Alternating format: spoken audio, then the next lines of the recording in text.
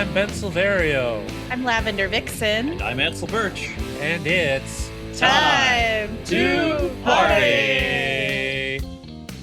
We are not doctors. We don't give medical advice. Please drink responsibly. Today's episode was recorded on June 29th, 2026. I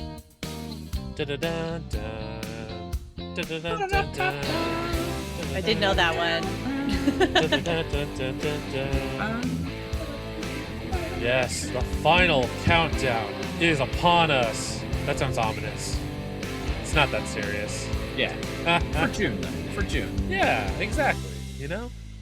Winding Pride down Month. Pride Month. Mm-hmm. Winding down our time with About Time here on Time to Party. I mean, You our know. audience is not winding down Pride Month. Oh, that's true. You guys already did that. Yeah. Hopefully.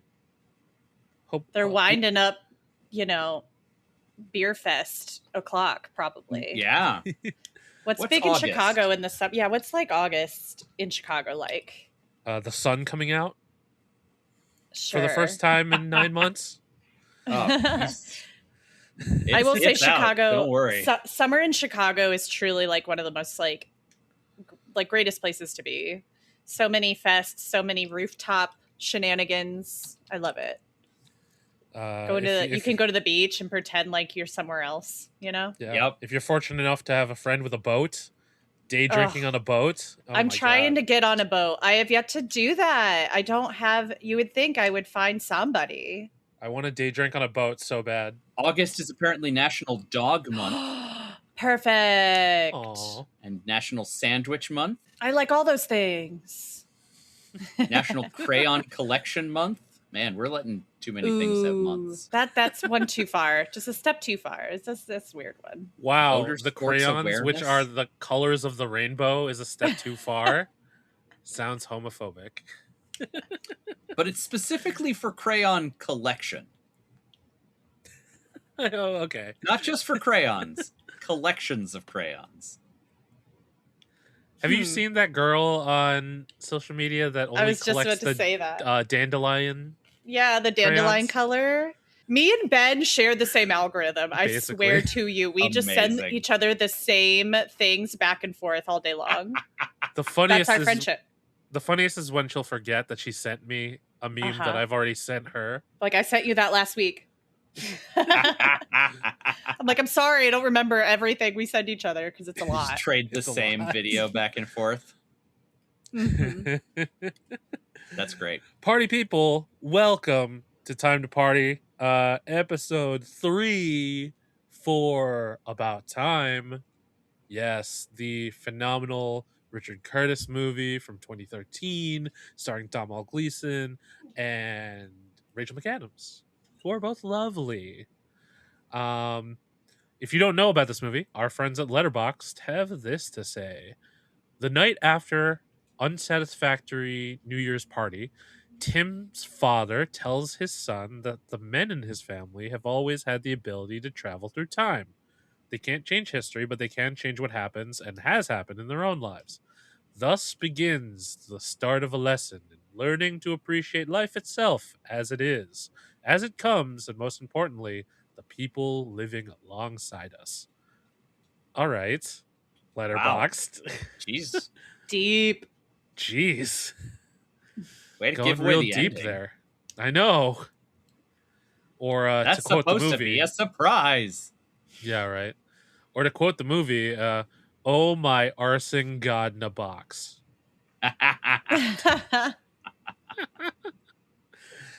I don't know why I wrote that down in my notes. I felt like it needed to be said on the podcast, and I did it. I'm here for that. Yeah. Yeah. You know who else I is here like for it. that? You heard her. Is it Lavender That is- Vyxn?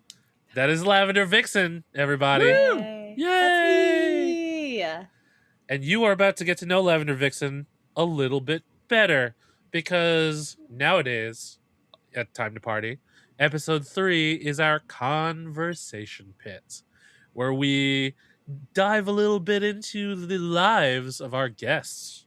Get to know them more, get to hear all the exciting stuff they're doing, get to hear cute stories about their dogs. Yes. And as I mentioned, I think it was in the last episode, I specifically saved About Time to cover with Lavender because we both enjoy a good rom-com here and there. This movie was a little less calm than than we're usually accustomed to, but there's still some calm. Did you know that going into this that it was going to be a break from your usual fare, or did that come as a surprise to you guys? I was very surprised. I was truly thinking it was going to be very like British humor, like why am I blanking? What's her name? The other film that she did that's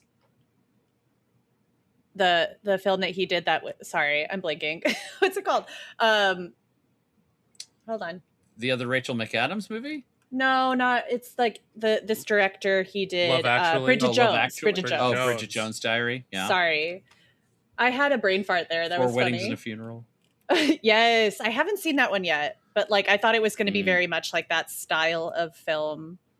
And then I was pleasantly surprised for it to get a little tearjerkery, a little bit like reflection on dads and things. Yeah. I knew it was coming because I love this movie. I saw it when it came out. Oh, really? I was like, ooh, time travel romance movie. But a rom-com? Love it. And it wasn't exactly a rom-com, but I still loved it. Despite How did its you mixed feel back reviews. then, like being a little older now? Did it hit differently? I think it did, just because, the family stuff definitely hit a lot of, a lot differently. Just because, like, I don't know, I've come to appreciate the time spent with older relatives, and that time is so fleeting after a certain age. It's like, oh man, I wish I could have asked my grandpa about this, or I wish my uncle and I talked about this. But in this movie, they can do that, up to a certain degree, for a little bit of time. Mm-hmm. So I feel like the desire to talk to those who have left us is a universal thing, and the approach to it here, I thought, was interesting enough to keep revisiting. Yeah, we pointed out there are some kind of holes and stuff, but I think it's fine. But the genre as a whole, I think, we bonded a lot over a lot of rom-coms, We did, yeah. Our relationship started because I called your bluff on having a movie marathon. Uh-huh. Lavender was like, I would love to have like a double feature or something, or like a regular movie night. And I'm like, deal. You free this day? Yep. And I showed up. And then it turned into basically every Monday for like what? A good 3 months perhaps or so. Maybe longer. Maybe longer than that. But it wasn't super long, but like we did it a lot. I had the time and I was like, hey, I found a friend that wanted to talk about movies. I was just like, I didn't have a lot of friends that would kick back and like watch a movie with me. They all want to like go out and do stuff. And I'm like, I want to stay in and do that. So don't get me wrong. I like going out. It's just going out is expensive now. And, part. Watching movies and getting drunk at home is fun. One of my most favorite, so we would do these double features where I would pick a movie and Ben would pick a movie, and it would be like we started to like craft it around a theme. And one of my favorites was movies about best friends. And I chose Thelma and Louise was my pick. Okay. Because Ben had never seen it. And I had never seen Ben. Harold and Kumar Go to White Castle. So we watched. What a great double feature. Yeah, we watched Thelma and Louise and then directly went right into Harold and Kumar Goes to White Castle. Mm-hmm. Did we get White Castle that night? We sure did. It was also my first time having White Castle, which was atrocious. I was going to say, I'm sorry. Yeah, it wasn't awesome, but it was a rite of passage, right? We got to do it. Yeah, exactly. Everybody's got to have a bad White Castle story. Yeah. It's like having a shot of Malort. Mm-hmm. Oh my God. Ansel, our friend Molly, had never had White Castle before. And I took her for her first time also. Why are you getting paid from White Castle to take around women to or Malort, honestly? Oh yeah. Hey, Malort isn't me. That's you just like showing people a bad time. That's what I'm hearing. Okay, Malort is funny, but White Castle, it's like, I don't know, man. That movie is a landmark Asian American film. That it is. Because it allowed Asian Americans to be slackers, to break stereotypes. A stereotype, I might add, that was almost cultivated by Chicago native John Hughes, thanks to Long Duck Dong. Oh, but God. Yeah, you know, sign of the times, right? Yeah, big yikes. Honestly, there are still some Asian American performers that are appreciative of Long Duck Dong because it was, you know, at a time where there was zero representation. So the fact that he was around at all was like breadcrumbs. But thankfully now we've kind of evolved from that. I think didn't it also launch the careers for John Cho and Kal Penn? Yeah. White House staffer Kal Penn. Didn't Kal Penn do Van Wilder before Harold and Kumar? Oh, that's probably true. Yeah, because this was his first major leading role. Yeah. But he was already in the mix. And then for John Cho, he was just the MILF guy from American Pie. Mm-hmm. So this totally launched him. Mm-hmm. I remember another double feature we did was Harold and Maude and Licorice Pizza. Yeah, that was all you, but yeah, that was fun too. It was like Licorice Pizza was such a good movie. That was a great film. The soundtrack, oh my God. Both of those movies have killer soundtracks. Yeah. That was my first watch for Harold and Maude, and I was surprised at how much I thought that was it was such an endearing film. I really liked it. One of the greatest love stories of all time. Mm-hmm. Why are you laughing at that, Ansel? Sorry, I was reading something else. That's what I'm laughing at. Oh, okay. Yeah. Unrelated. Fair enough. Unrelated. Sure. But Lavender, why do you like romantic comedies so much? I think it has a fair amount of like nostalgia attached to it. It's sort of like, I don't know, you grow up in like as a millennial and things like The Notebook, things like, trying to think of some other one, Titanic. I keep bringing up Titanic today, apparently. You bring up Titanic all the time, not just today. As I should, as is my right as a millennial to bring it up whenever possible. This is the way. But yeah, like, I don't know, you're sort of, I had a lived experience of being like a young girl in the, early 2000s. And like, it really, like, that's what was out. I remember like my very first date, I was not allowed to go on a date. My parents didn't want me dating, but they did allow me to like go with friends to things. And they kind of knew that like this guy I was into, we went to see Juno. That was my first like date. Wow. Official date was Juno. And I sat next to him.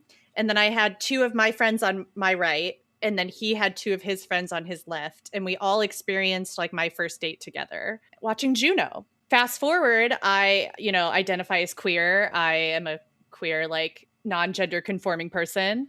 And then he is also like similarly queer and non-gender conforming. And so is Elliot Page. So here we are. So what a sweet moment. Yeah. So we all kind of experienced a big coming out in a lot of ways, right? So. Yeah. That's a much better first date movie than mine was. The first movie I ever took a date to was Riding in Cars with Boys. Yeah, that's rough. Interesting choice. That's rough, friend. Not gonna lie. I'm guessing you didn't read the synopsis beforehand. No, we were like, oh, Drew Barrymore. This is probably cute. Yeah. But the thing about my girlfriend and I at the time, I'm pretty sure we were like hipsters before we had a word for hipsters. Like, literally, we rode our bikes around all the time and talked about movies that none of the people our age were talking about. Like, it was all very cute, and we were probably like, oh, we're sophisticated. We could check out this movie. Like, obviously we had watched a ton of other movies too, but like this was our first time going out on a date to a movie. But it was still interesting, still a good time. Yeah, there's like dates hit different, in the 2010s. Sure. Yeah.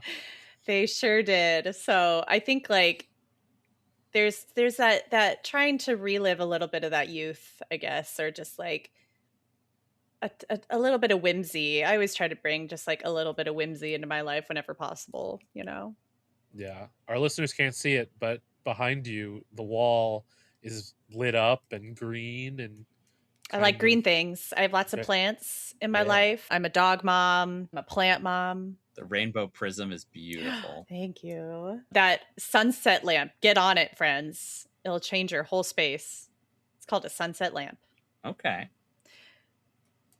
I can even cycle through. I can make it rainbow for you guys if you want. Oh.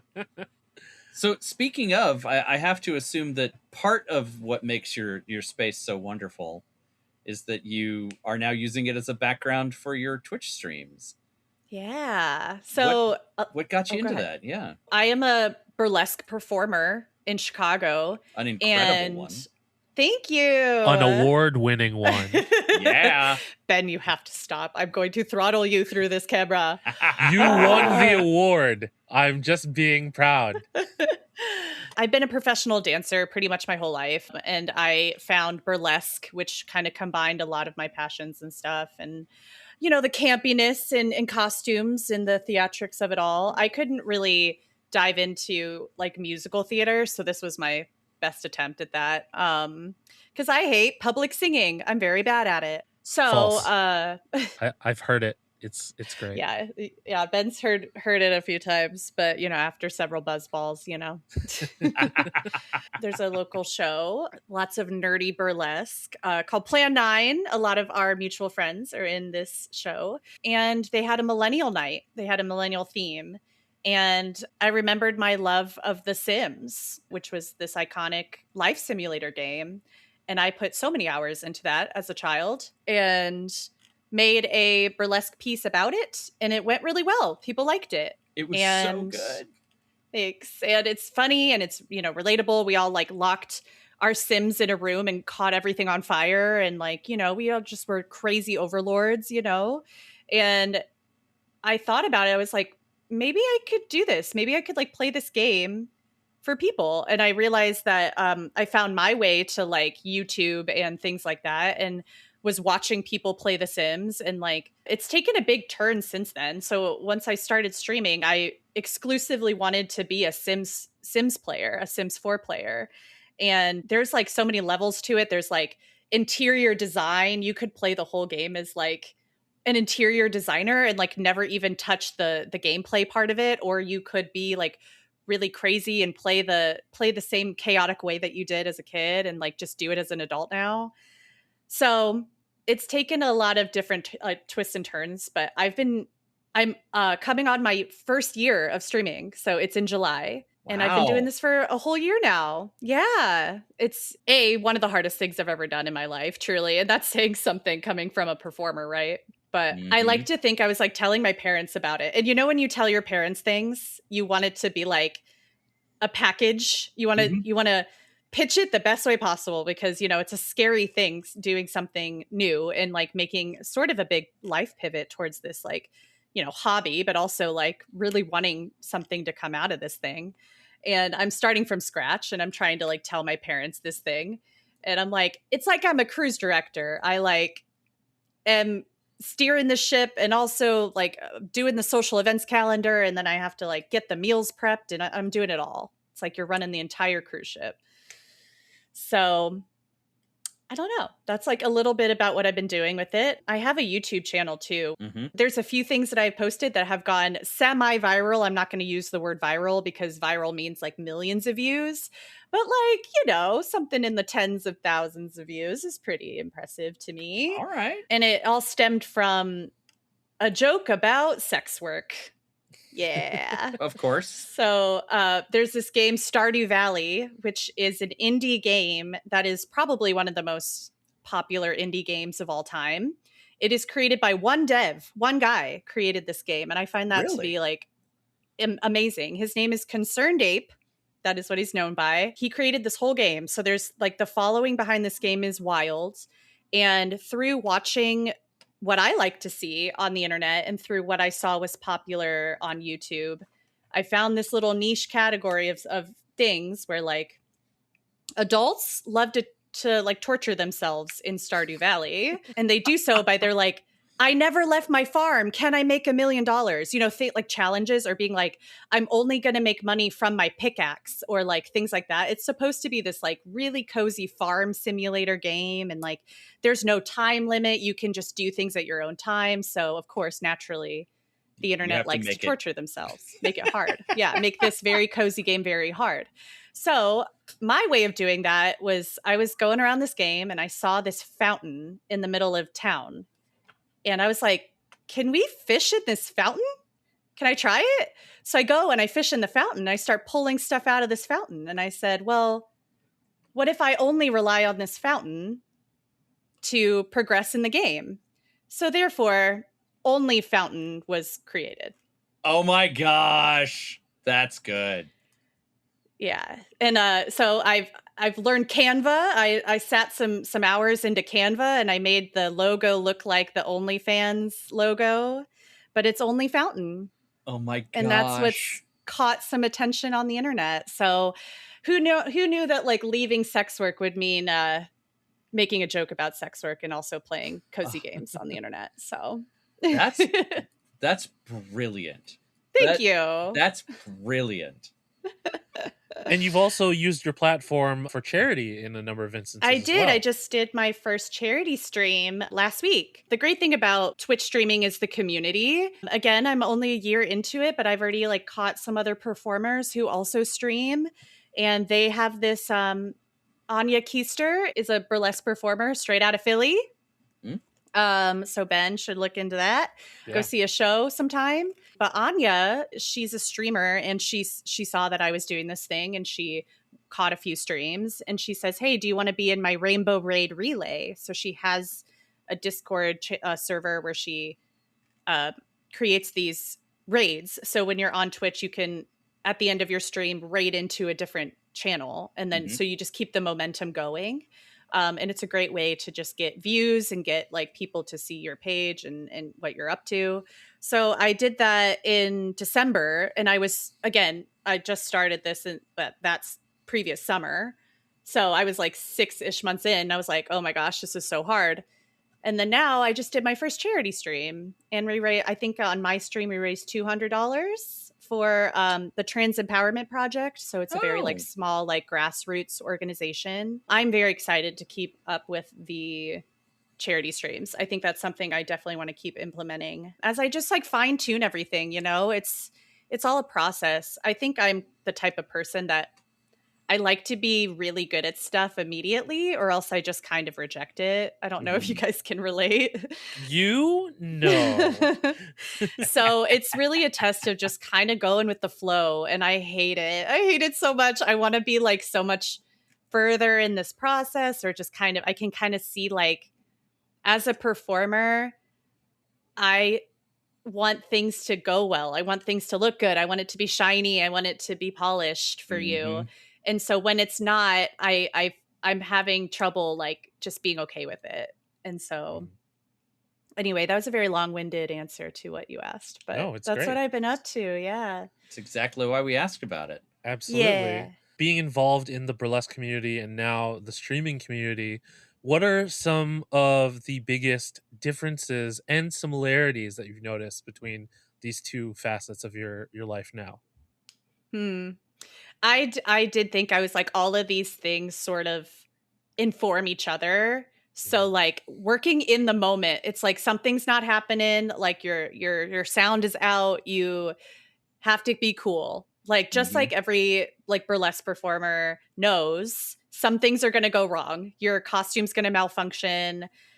They're going to play the wrong track. Like that's the craziest one. I'm like, how is this happening? It's not even like sometimes like music will play and it won't even be someone in the cast. It's not even their music. It's just something else out of nowhere. So, That secret other thing. So yes, many times it's just about uh like really relying on your presence, your like I know that I am a good performer because I have crafted this. I've been a performer since I was like 2. So mm-hmm. like that deep sense of like knowing yourself sort of thing has helped me a lot. But I don't think I could I don't think I could have done streaming if I hadn't been a performer, and I don't think I could do what I'm doing now if it wasn't for like deeply knowing myself as an artist. So you truly gotta know yourself if you're gonna do something like this. But speaking of yourself, there's so many different facets to your personality. You know, we talk about the streamer, we talk about the burlesque performer,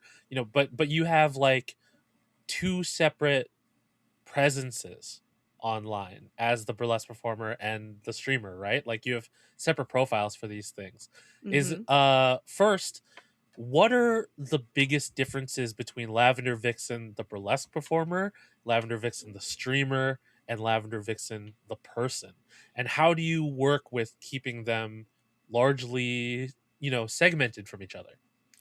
Yeah, that's a tough one. I feel like I've allowed myself to be a little more candid on streaming.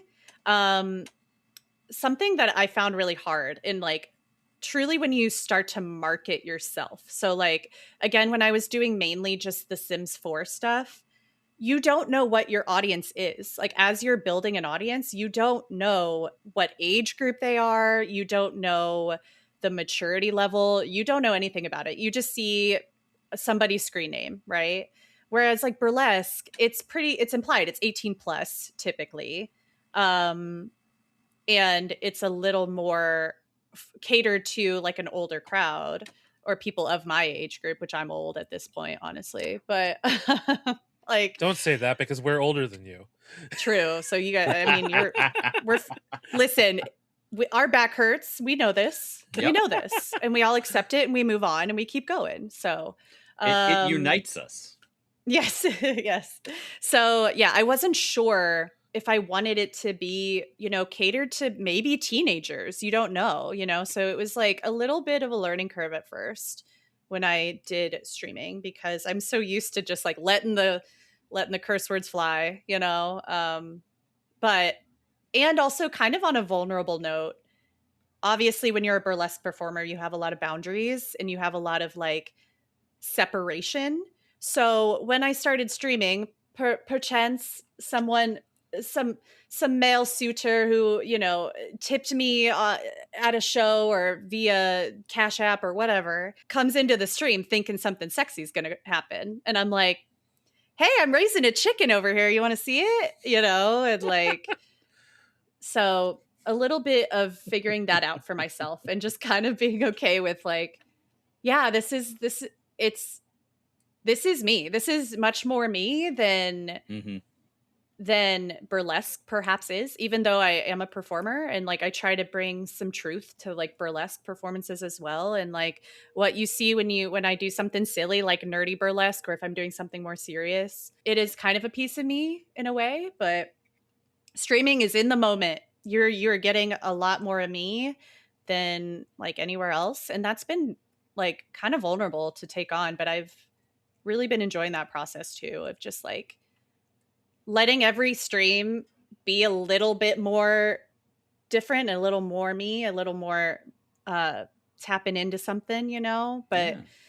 when you anytime you market yourself, you got to protect yourself, one, and two, you got to um people know when you're being fake to them, you know And I think that's what makes me a little bit different than some other streamers that I'm trying to like emulate, you know, is being a little more real and not just being like, hey, become a member because XYZ. It's like, no, I'm like crafting a community here. Like these are like-minded people. It's like when I made a stream for Pride Month and it was called Only Fruits. So, because I guess this is my legacy now. Uh, but like Only Fruits is in Stardew, or just it's funny. It's a funny joke about Pride and Pride stream, and that has attracted amazing people in the chat, and they've come to see the whole month play out. You know, and these are people who get me. So it's been really nice. That's Yeah. lovely. Mm-hmm. Yeah, I mean, sorry. Oh, I was just going to say, I do think that that's one of the best things about streaming and what it's brought to. I don't want to say the right sides of the internet, but you know, the people who are in streaming that I enjoy watching are there to be genuine. And so much of like YouTube right now is selling the idea of genuineness. But in YouTube, you have the opportunity to edit. Most people take the opportunity to edit and sort of filter. Whereas Twitch streaming, there is no opportunity to filter. You are who you are. And you can like cut in interstitials and stuff to give yourself a chance to breathe or figure shit out or pee or, you know, whatever you got to do. But you are raw and in it. And I like what you said about being present. There's so much of it. And yeah, especially when you have to deal with technical issues and all of the producing a show while also being the show. So yeah, I just mad respect for you pulling it off for a whole year. I'm lucky if I get it 3 days in a row any given time. I'm a special occasion streamer. Yeah, I'm only streaming if I have to, and it's not my decision whether we're streaming or not. So I'm sure I'm a little biased, but like you do come across as authentic on your stream. You know, like this is you unfiltered and in the moment, and it is refreshing to see. I mean, I think to a certain degree that's also why people like Dropout TV, because a lot of these stars of Dropout are being themselves while also being themselves as a character. So, and because of the improv nature of a lot of their shows, they need to be in the moment and on their feet and thinking of things right then and there. And, you know, I'm not saying that Lavender Vyxn is the next Brennan Lee Mulligan, but, you know, maybe. Hair flip. Yeah. Never say never. Yeah, exactly. I do get compared to, what's her name? She's on Smosh. Have you heard of Smosh? I've heard of Smosh. I don't know. Courtney from Smosh. Courtney, what's her last name? I do not remember, but Courtney Miller. Courtney Miller. Yeah. People have mentioned that, and I didn't know what Smosh was, but it was like she started as a YouTuber. Yeah. I would say like 98% of the people that you're, you know, connecting with are like genuinely sweet, you know, but there's been a few times where I've been like, this isn't the stream for you, friend. And like, you and me both don't have to keep pretending that this isn't, you know, working out. Like, so yeah, I think that just comes from practice. And just, I think a lot of my time as a performer and also like truly working as like in the industry, like when I was working as a server, it's just the same. It's all the same thing. You can apply things. You're like selling a really fancy bottle of wine to a table. How are you going to pitch that? You know, because it comes back around to you. I don't know. Everything is sales. I mean, ultimately, yeah, not wrong. Ultimately, yeah. I kind of need to see you and Courtney do a collab. Yeah, that'd be fun. I'm like, call me up. That'd be very funny. She's been on Dropout a couple times. Okay, cool. Her and her fellow Smosh companions. What's Reika's show on Dropout? Oh, the Smarty PowerPoint Pants presentations. I love Smarty Pants. Smarty Pants. That's such a good one. Yeah, I'm pretty sure Courtney has been on that. Her husband Shane has definitely been on that. I've been meaning to watch Smarty Pants. I haven't gotten around to it yet. That's what the segment, the education. What's it? Edutainment. Edutainment. Yeah. Sorry. I was like, edutainment? What? That's the After Hours podcast. That's the After Hours pod. That's what that reminds me of, is like Smarty Pants time. Oh my god. If Reika ever sees one of my edutainment segments, I would be embarrassed. Because she's so good at it. Her and the people on that show are very good at it. Yeah.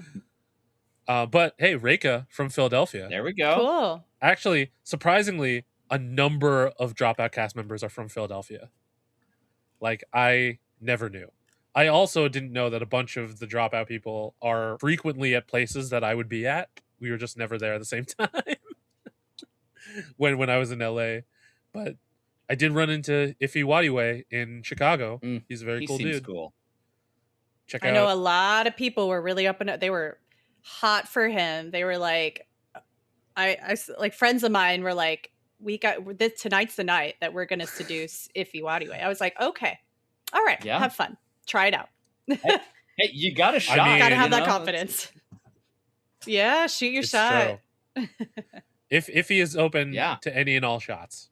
Mm-hmm. I mean, if you run into him at a gaming convention, you can challenge him to Magic the Gathering, and he will definitely oblige. I actually ran into Amy Vorpal at a gaming convention just a couple weeks ago.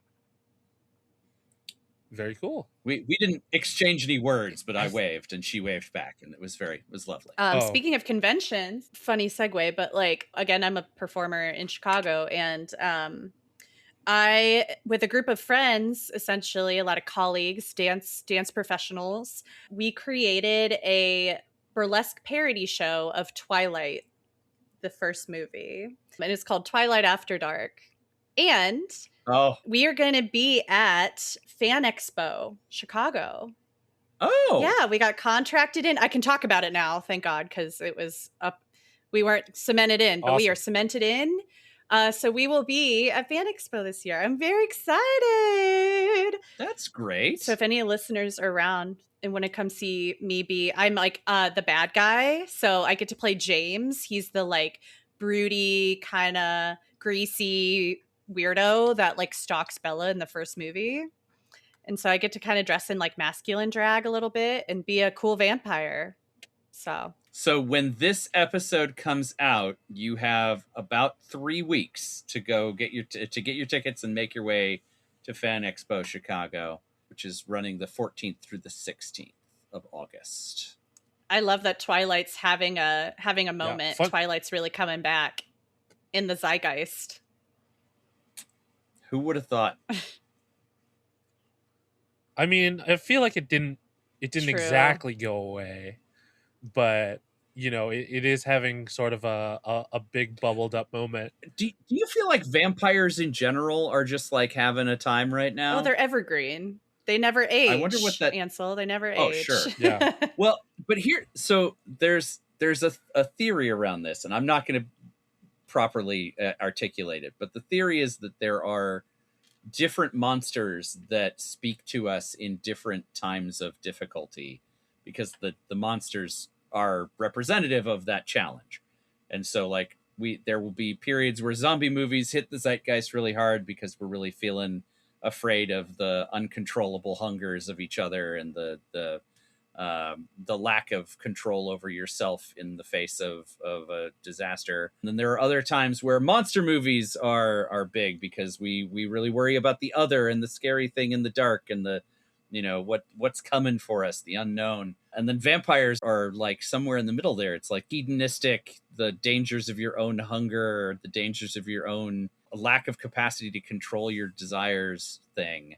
/ also, you know, like the scary thing in the dark that takes your life from you. Also lots of kissing. Lots of kissing, being sparkly. Yeah. The sexiness of losing control. We've been watching the vampire list. The little death associated with the big death. God, I remember having a whole class about vampires and talking about just fucking. Yeah, man. Okay. Very closely tied to vampires. Because, you know, obviously. I do want to share that the director of Twilight, of that first movie, has seen Lavender Vyxn and loved Oh, it. and at Fan Uh, Expo, the person who plays Carlisle, which is big in the fandom, he's like the doctor, the dad that turned everyone into vampires. He's going to be there. And the girl who plays Alice, who's like Oh my everyone's God. like lesbian crush in Twilight, Hell is yeah. going to be there. I really hope that they see us in any capacity. Oh, can't wait. That would be so awesome. Yeah, I remember when our Flag Means Death stars were at Fan Expo or C2E2, and they went to our Flag Means Death burlesque show in Chicago. Wow. And that was pretty cool. Eee, Hopefully I the hope same so. happens for you guys. Ansel, what does it say about society when the creature from the Black Lagoon is popular? That's a good question. I mean, I guess the creature from the Black Lagoon is another monster, but that's like a misunderstood monster, right? So is there something about the Yeah. othering that brings us salvation, maybe? The salvation of the outsider? Or salvation born of the Oh, outsider? interesting. Yeah. I'm sure Guillermo del Toro would have a dissertation about this Yeah, because of Shape yeah. of Water. I mean, if you can make the fish man fuck, you've probably got a thesis on why he's important. Yeah, I think Del Toro's new goal is just to make all the Universal monsters fuck. Plausible. In this dissertation, I will. Yeah. See, now you know what you can talk There about it when you're is. on Smarty Pants. Monster fucking. Honestly, it would be a hit. Monster People would love it. Yeah, I mean, there was a burlesque show here in Philly that was monster fucker themed recently. Of course. It's a evergreen topic. So, Lavender, a lot of really exciting times performing and streaming and all that stuff.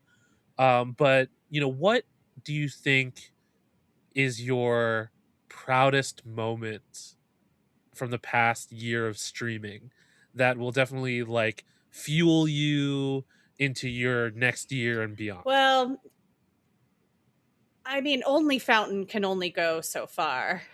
It's just, but only Fountain and beyond, I guess. That's a good question. I try to just view every single stream as a way to level up, and I've been not necessarily basing it off of other people's journey, but mine. So I guess my proudest moment is every time I do it. I'm just like enjoying the process of it. For performance, I was just like really proud of creating this Twilight show with my friends. And then that has opened up so many doors to create with my friends. We've done this now this is our third year doing this production. So we all kind of know each other really well in that sense of community. So, any time that I can connect with people for long periods of time like that, you're going to find like-minded people. You're going to find people to collaborate with for other things. I've got some new projects coming down the track. For all the lesbians out there listening, I'm going to be doing with my friend from Twilight. It's her brain baby, but we're all collaborating on a Magic Mike inspired show for lesbians. Oh. Called Magic Dyke. Hell yeah. So slow clap it out. Slow clap it out. That's incredible. So slow clap nothing. I'm just one person. That's all. So again, this is not like shameless plug. Come see it. It's going to be in August as well. It's going to be busy time in August. That's on the 20th and 21st and 22nd. So if you want to go, it'll be link in my bio, I'm sure, by the time this comes out. But things like that that would not have happened if I didn't do this Twilight show with this person who has now become like a creative partner of mine, like people you really connect with. So I hope that happens more with streaming, where I can connect with other streamers and like dual stream or do some kind of collaboration. So I'm sort of seeing in the distance like what it could be, but also like not trying to get to that destination too fast, So Exactly. Gotta enjoy the ride, not just the destination. Love that. Community is super important, and people need to realize that more often. But that's super cool. Hopefully you're not too busy in the Yeah. future to join us again, because we love having you. But you're big time these days, so understandable if you're We'll have to do unavailable. one during a stream. Yeah, just rated like it will be a big surprise. That would be funny. Time to party live. Time to party live. Hey, there's a level up for you guys. Yeah. I've got the Twitch channel. Wow. We can make this happen. Cute. That's true. We can. Maybe one day. But yes, thank you for joining us. Thank you for sharing a little bit about your corner of the internet. Very exciting to see all the growth coming from you in the past year. And obviously, as your friends, we're very proud of all the stuff that you're doing. Yeah. Yeah. More awards. Yes. Oh, man. So, okay, party people, that does it for About Time. Hopefully you enjoyed the little tangents that we went on. There are a lot of them.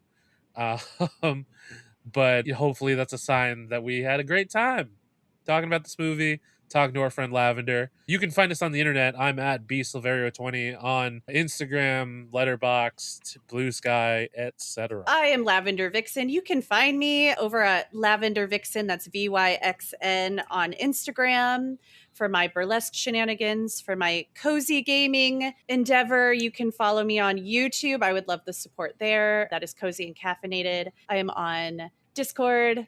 I am on Twitch. Find me in the link in bio situation. Yeah. Also, you can find Cobalt in the Yes, pet Cobalt makes pictures an stream, appearance. or, Oh, he heard his section name just now. on your Discord. He said, my time has arrived. You can find me at The Indecisionist on all of the meta properties. You can also find Time to Party on Letterboxd, where you can see all of the movies we have watched and all the movies we're thinking about watching. Not to say that other movies won't make their way in there, but we do have a pretty good list of things we're considering. You can also check out all my other projects at indecisionist.com. This has been an Indecisionist production. Special thanks to April Moralba for our podcast art, and to Marlon Longan of Marlon and the Shakes for our amazing theme song. Yeah, and if you're still using hashtags on whatever social media platform you're on, you can use hashtag time2party. That's time, the number 2 party, to get our attention, to talk about how ridiculously awesome our guest this month has been, all that good stuff. So, party people, we're all traveling through time together every day of our lives. All we can do is our best to relish this remarkable ride. So until we meet again, be excellent to each other. And party on, dudes.